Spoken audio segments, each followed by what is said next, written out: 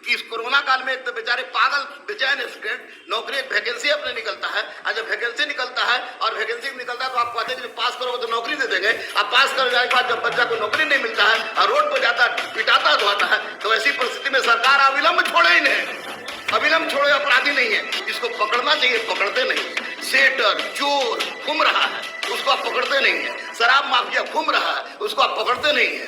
दिन दहाड़े रेप हो रहा है, उसको आप पकड़ते नहीं है। आपके पुलिस विभाग के भी बड़े बड़े अधिकारी गलत गलत धंधे में लिप्त पाए जा रहे हैं, तो उसको आप पकड़ते नहीं है। और सबसे गरीब मासूम बेचारा छात्र है, जिस पर जब चाहिए तब लाठी चलाइए, जब चाहिए तब बंद कर दीजिए, जब चाहिए तो उसके साथ बोल दीजिए कि आपने 353 आपने सरकारी काम में बाधा उत्पन्न किया है। तो इससे अब बच्चे डरने वाले नहीं हैं, क्योंकि बच्चे नेता बनने नहीं जा रहे हैं, बच्चे अपने हक की आवाज मांग रहे हैं। और पेट पर जब आग पड़ती है, पेट पर जब चोट आती है, तो कुछ भी हो सकता है राजमोहन बाबू, कुछ भी हो सकता है। नमस्कार, मैं हूं राजमोहन तिवारी और आप देख रहे हैं लाइव बिहार। एसटीईटी 2019 का रिजल्ट आने के बाद से लगातार राजधानी पटना की सड़कों पर अभ्यर्थियों का हुजूम उमड़ता चला जा रहा है। लगातार आंदोलन ये अभ्यर्थी कर रहे हैं, क्योंकि एसटीईटी 2019 का जो रिजल्ट जारी हुआ उसमें दो प्रकार के रिजल्ट है, एक qualified and in merit list और दूसरा है qualified but not in merit list. पहले ये आंदोलन नॉट इन मेरिट लिस्ट वालों ने शुरू किया और उसके बाद सरकार जब डरी तो उन्होंने मेरिट और नॉट इन मेरिट का खेल को खत्म किया। उन्होंने कहा कि जो भी अभ्यर्थी क्वालिफाइड है एसटीईटी 2019 की परीक्षा में, वो अगले 7वें चरण की बहाली में पात्र होंगे शामिल होने के लिए। लेकिन उसके बावजूद भी अभ्यर्थी संतुष्ट नहीं है, क्योंकि उनका कहना है कि ये परीक्षा जो एसटीईटी 2019 की थी वो नियोजन नहीं नियुक्ति की परीक्षा थी। और इसी के वजह से आज 29 जून को राजधानी पटना के इको पार्क के पास अभ्यर्थियों का हजारों की संख्या में भीड़ उमड़ा था और इस भीड़ को हटाने के लिए बिहार की पुलिस ने लाठियों का इस्तेमाल किया, खूब लाठी चार्ज हुआ है। सर, कैसे देख रहे हैं एसटीईटी 2019 के अभ्यर्थियों के प्रोटेस्ट को? हमारे साथ गुरु रहमान सर हैं जो आपको इस पर काफी विस्तार से बताएंगे।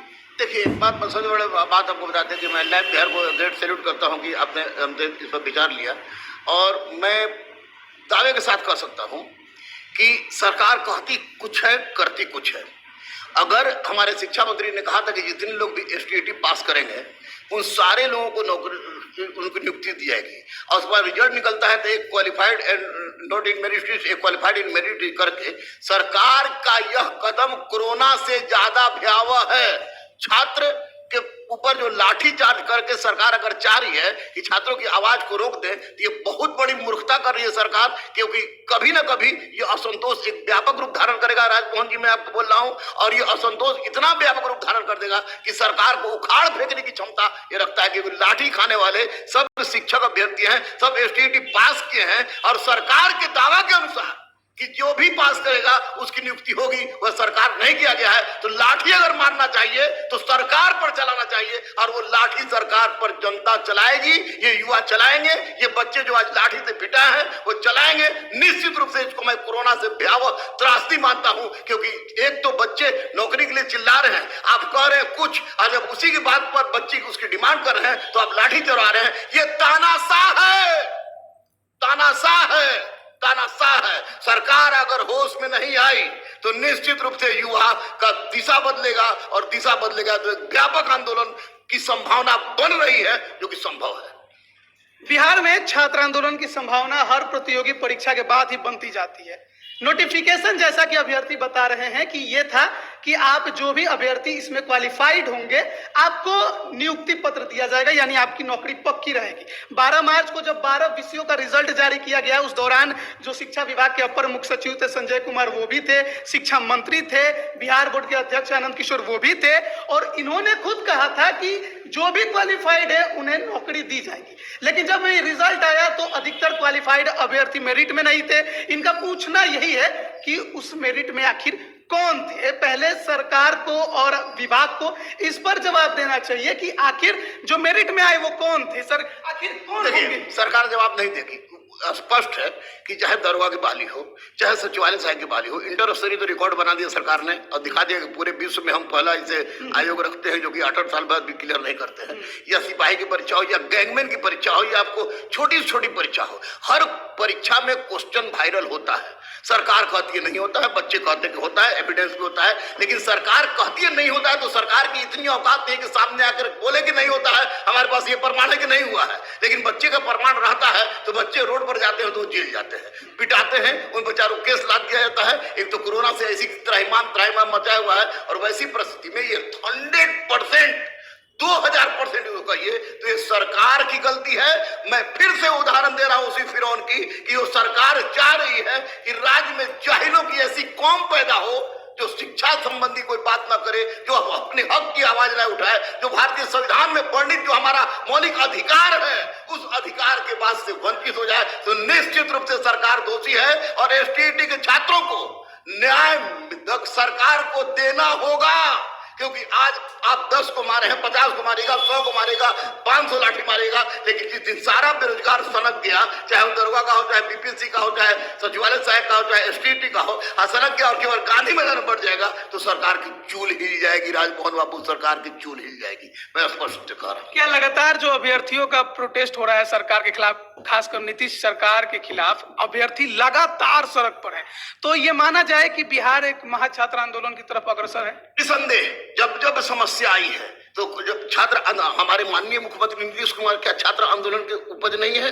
माननीय लालू प्रसाद यादव जी क्या छात्र राजनीति की उपज नहीं है? माननीय रामविलास पासवान जी, स्वर्गीय माननीय रामविलास पासवान जी छात्र राजनीति के उपज नहीं थे? ये माननीय सुशील मोदी छात्र राजनीति की उपज नहीं है?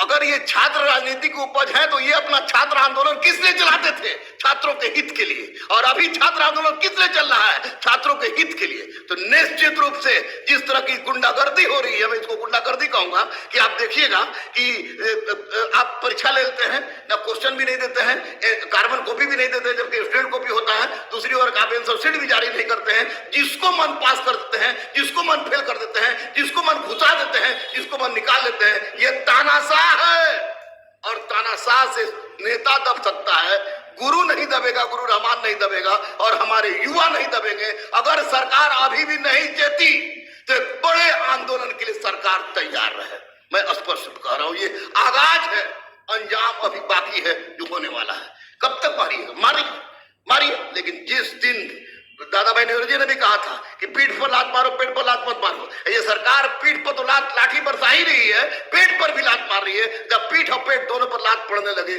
तो क्रांति संभव ही नहीं, सुनिश्चित हो जाती है और ऐसा होगा। पहले नॉट इन मेरिट वाले जो अभ्यर्थी थे वो सड़क पर थे, लगातार आंदोलन किया उन्होंने। उसके बाद सरकार ने एक आदेश जारी किया कि आगे की जो 7वीं बहाली है उसमें आप भी पात्र हैं। अब मेरिट वालों का कहना है कि हमें तो नियुक्ति पत्र मिलना चाहिए क्योंकि आपने हमें मेरिट में रखा। तो अब ऐसा नहीं लग रहा है कि मेरिट और नॉन मेरिट के अभ्यर्थी आपस में ही लड़ बैठे? नहीं, ये अगर आपस में अगर मेरिट और नॉन मेरिट वाले लड़ते हैं तो निश्चित रूप से इसमें सरकार की जीत होगी, ये पराजय हो जाएंगे। तो मैं रिक्वेस्ट इनसे यही कहूंगा, एक गुरु होने के नाते, कि किसी भी परिस्थिति में अपने मिल्लत को न तोड़े, एकता को बनाए रखें। और यहाँ पर मेरिट में और नॉन मेरिट की बात कहाँ है? आपने तो स्पष्ट रूप से कहा था भाई कि जो भी पास करेंगे उनको नियुक्ति दिया जाएगा, तो जो भी पास किए उनको नियुक्ति दिया जाए। इसमें मेरिट वाले और नॉन मेरिट वाले अगर लड़ते हैं तो अपने पैर पर कुल्हाड़ी मारते हैं, ऐसा नहीं करना चाहिए उनको और ऐसा नहीं करेंगे। मुझे विश्वास है क्योंकि ये शिक्षक है और ये बजाबते परीक्षा देकर पास किए हैं और निश्चित रूप से परीक्षा देकर पास किया, टफ एग्जाम देकर पास किए हैं, तो निश्चित रूप से ये राष्ट्र निर्माण की बात जानते हैं। और सरकार की वह बातें कि जो जो पास किया है उसको नियुक्ति पत्र देंगे, उसको सरकार नियुक्ति पत्र दे, लड़ने की कोई आवश्यकता नहीं, आपस में लड़ने की कोई आवश्यकता नहीं है। मामला कोर्ट जाएगा, कितने साल और लटकेगा? कोर्ट अगर मामला जाता है तो निश्चित रूप से मामला 1 साल 2 साल कभी भी लपट सकता है, हो सकता है। लेकिन एक बात आपको बता दें, हम 94 से हम पढ़ा रहे हैं और 94 से मैंने देखा है, आपको 2004 की बहाली देखा है, 2014 की बहाली देखा है, 2017 की बहाली देखा है, झारखंड की बहाली देखा है, सचिवालय सहायक की बहाली देखा है, बीपीएससी की बहाली देखा है। जिस लड़ाई में भले हाई कोर्ट से बच्चे हारते हो, लेकिन जो सच है वो सच है, उसको दबा पाने की क्षमता किसी में नहीं रही है और बच्चे सुप्रीम कोर्ट से जीत के आते हैं। उसका स्पष्ट उदाहरण देखिए, 2004 में 1510 सीट के लिए दरोगा बहाली निकली थी, लोचा सरकार की थी। क्वेश्चन आपने गलती किया, आपने सब कुछ दिक्कत किया, आज 2600 को बहाल करना पड़ा, तो आपको 2200 ये उसको 2014 वाला में आपका मेन आपने टारगेट बनाया था फिक्स कर दिया कुछ और। उसी तरह झारखंड में भी हुआ, उसी तरह आप देखिएगा 17 में क्वेश्चन वायरल